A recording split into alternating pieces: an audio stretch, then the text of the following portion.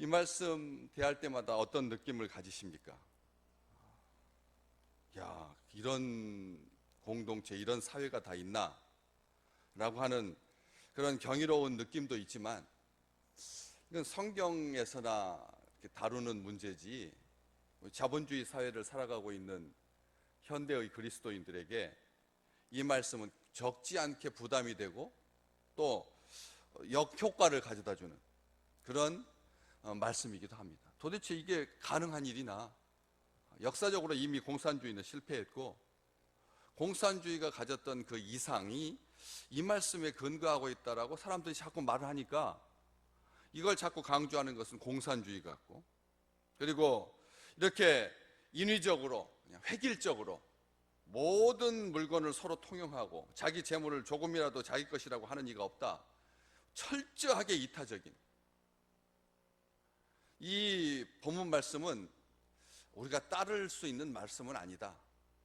우리가 선별적으로 취해야지, 무턱대고 이렇게 했다가는 이것은 인생 끝장나는 거다 해서 사람들이 별로 안 좋아하는 말씀입니다. 저도 이 말씀 늘 생각하지만 이 말씀은 맞지 않다. 어떻게 이럴 수가 있나? 자기 삶이 없지 않는가? 다 이 사람들이 추구하는 것이 자기 재물, 자기 재산. 오죽했으면 2030, 20대, 30대 우리의 청년들이 영혼을 끌어다가 자기 집 장만하려고 하겠는가?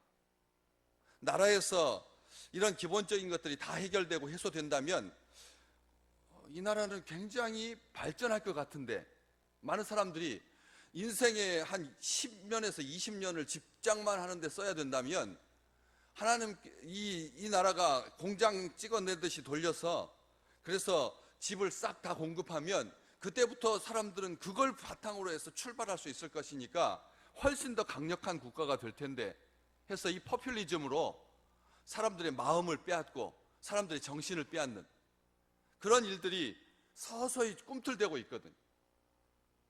이 땅이 가지고 있는 이 놀라운 재력을 가지고 세계 6위권 안에 들어있는 이 부를 가지고 좋은 장소에다가 한 명 사는 사람들한테는 18평, 2명 사는 사람들한테 24평, 3명 사는 사람들한테 32평 이렇게 딱딱 공평하게 다 나눠주면 이 나라가 굉장히 건강해질 것 같고, 그때부터 나라에 기여하고 자기 자아를 실현하고 해서 훨씬 출발 속도가 빠를 것 같고, 그리고 그 견고함이 영구할 것 같은 그런 느낌이 든다는 것이죠.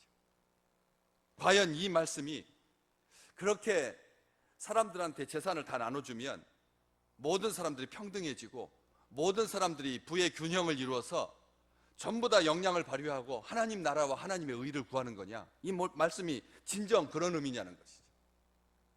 서구 사회에서 기본소득이라고 하여서 모든 국민에게 한 달에 100만 원씩 주면 세상이 정말 범죄도 없고 서로 사랑하고 이해하고 한 마음과 한 뜻이 되어서 일치함으로 하나님을 경배하고 열방이 주께 돌아오게 될 거냐는 거죠. 그런 실험을 해보면 진짜 이 세대의 사람들이 인류가 구원받을 수 있겠습니까? 모두에게 자기 통장에 한 달마다 또 꼬박꼬박 100만 원씩 들어오면 누가 열심히 일할까요? 우리 생각에는 그래서 폭력도 없어지고 그리고 시기와 탐욕도 없어져서 잘 사는 나라가 될 것 같지만 그렇지 않습니다.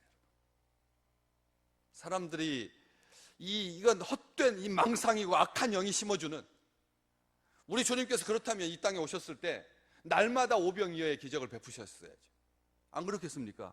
하루 한 끼로 해결하는 것이 아니라 모든 끼인 일을 다 해결해 주셨어야지. 그래서 강에서 고기만 입만 벌리면 하루에 2-3개씩 나오게끔 우리 주님께서 그렇게 하셨어야죠. 만약 이게 그런 말씀이라면 우리 주님께서 결코 그러지 않으셨습니다. 가난한 자는 내가 다시 올 때까지 항상 너희와 함께 있을 것인데, 우리 주님께서 그렇게 말씀하셨습니다. 이것은 우리 주님께서 가난을 방조하려고 하는 것이 아니라 사람들은 완악하여서 자기 몸이 편해지면 정신이 썩게 되니까 노력하고 자기를 단련하고 근신하여서 7번 도가니에 단련한 금처럼 정금되어 나오는 것이 아니라 죄로 인해서 문드러질 것이기 때문에, 에덴 동산이 완전하게 하나님께서 자기 백성들을 사랑하시고 수고하지 않고도 하나님과의 관계 속에서 행복할 수 있었지만, 사람들은 그 속에서도 범죄를 했는데, 말도 안 되는 말이라는 거죠. 공산주의가 이 말씀을 가지고 껍데기는 비슷하게 하려고 했지만 정신이 하나님의 뜻이 아니었기 때문에 실패한 것입니다. 여기 이 말씀, 믿는 무리가 한 마음과 한 뜻이 되어, 믿는 무리가 한 마음과 한 뜻이 되어, 이것을 이루지 못하고 뒤에 이어서 나오는 모든 물건을 서로 통용하고 자기 재물을 조금이라도 자기 것이라 하는 이가 하나도 없다. 이 뒷부분만 말씀을 이렇게 쪼개서 자기 편한 부분만, 눈에 들어오는 부분만 취하는 것이 얼마나 위험한지, 정말 세상을 깜짝 놀라게 하고 주목하게 하고 친밀감과 공동체성과 하나됨, 이것을 잘 보여주는 엄청난 방식으로 서로 보살피고 서로 나누는, 서로 격려하고 축복하고 기뻐하고 짐을 나누어지며 슬기와 지혜를, 정성을 나누고 사랑과 기쁨을 나누는, 얼마나 온전했으면 세상 사람들이 그들이 어떻게 서로 사랑하는지 보라, 이렇게 할 수가 있었는가. 딱 누가는 이렇게 시작하고 있습니다. 믿는 무리가, 진정으로 믿음의 사람은 이라는 뜻이죠. 믿게 된 사람들은, 믿음의 사람들은 누구나 다 한 마음과 한 뜻이 되어, 한 마음과 한 뜻이 되어 연합하고 일치하여 한 마음과 한 뜻이 되어 한 사람처럼, 지난 주일날 말씀드렸던 것처럼 만만이여 천천인 그 어마어마한 천사들이 있었지만 천사의 소리가 단수로 되어 있는 것처럼, 교회가 세대도 많고 직업도 다양하고 자기 경험도 가득하지만 그럼에도 불구하고 한 목소리로 하나님을 찬송하고 한 목소리로 하나님께 아뢰고, 한 목소리로 하나님을 찬송하고 한 목소리로 하나님께 기도하고 하나님께 빌기를 다하고 한 마음과 한 뜻이 돼요. 무슨 말입니까? 죄는 두 마음을 품게 하지요. 죄가 없어야, 죄 용서함 받아야 한 마음과 한 뜻이 될 수 있다. 근본, 이 뒤에 나오는 놀라운 그런 사도행전 2장에 나오는 것처럼 믿는 사람이 다 함께 있어 모든 물건을 서로 통용하고 또 재산을 소유를 팔아서 각 사람의 필요를 따라 나눠주고, 이렇게 자꾸 반복되고 있는 교회의 본질인 거죠. 교회의 기초인 거. 우리는 그런 꿈과 그러한 소망이 있습니다. 어떻게 이루어집니까? 믿음 안에서 가능하다는 것입니다. 믿음 안에서 진심 어린 마음으로, 믿음으로만 이게 가능한 것이지, 죄가 있으면 죄는 두 마음을 품게 한다라고 하는 것이죠. 그래서 바울은 끊임없이 이 문제를 가지고 고민한 흔적을 우리에게 보여주죠. 로마서 7장 23절, 내 지체 속에 한 다른 법이 내 마음의 법과 싸워. 내 지체 속에 다른 법이 있어서 내 마음의 법과 싸운다. 내 마음의 법과 싸워 내 지체 속에 있는 죄의 법으로 나를 사로잡는 것을 보는도다. 아멘. 우리가 순전한 마음으로 온전하게 모든 물건을 통용하고 자기 재물을 조금이라도 자기 것이라 하는 이가 하나도 없는 것, 이게 진정 하나님께서 우리에게 주신 복이고, 분명히 교회의 역사 속에서 이것이 기록되어 있으니까 이럴 수 있지만, 바울도 스스로도 한탄하기를 내가 죄인 가운데 괴수다 하면서 내 지체 속에 있는 죄의 법이, 우리 주님 말씀하셨습니다. 뭐라고 하셨습니까? 사람에게서 나오는 그것이 사람을 더럽게 한다고. 죄가 바깥에 있는 게 아니라 우리 속에서 꿈틀거리고 있어서 그 죄 때문에 사람이 더러워지고, 그 죄 때문에 지체 속에 있는 죄의 법이 나를 사로잡아, 나로 사로잡는 것이, 사로잡았던 것을 보는 게 아니라 수시로 나를 사로잡는 겁니다. 그래서 그렇게 서로 탐심과 탐욕으로 서로를 더럽히는 일들이 이 땅에 너무나 가득한 것이죠.